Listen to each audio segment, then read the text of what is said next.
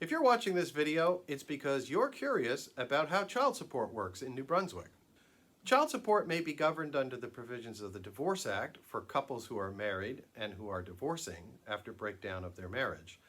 or under the Family Law Act for unmarried couples or for couples who are married but who have not yet decided on whether they want to formally seek the ending of the marriage. In either circumstance, the provisions are substantially similar in that they both rely on federal and provincial child support guidelines. There are basically three sections of the Act that govern the matter of child support. Section 3, which deals with situations where one parent has care of the children for 60% of the time or more in a calendar year, in which case then child support is basically determined based on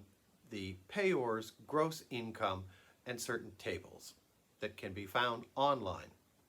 If you want to see a link to where you can look up the federal child support guidelines to determine how much child support is payable when you have your children 60% of the time or more in a calendar year,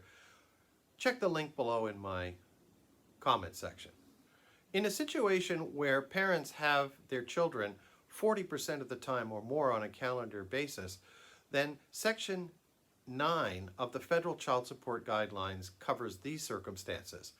Contrary to popular belief, if you have your children substantially equal amounts of time, that is at least 40% of the time or more on a calendar year basis,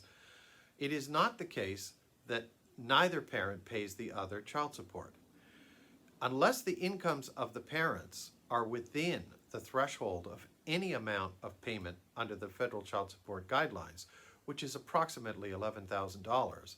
then there is child support that is payable. Under this section,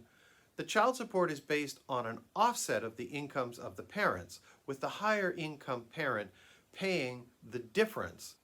So for example, if one parent made $70,000 and the other parent made $40,000, the higher income parent would still be obligated to pay child support based on the $30,000 difference in their income. The reason for this is to ensure that the child or children enjoy a reasonably similar standard of living in each household. If you have a situation of split custody, that is where there may be two or more children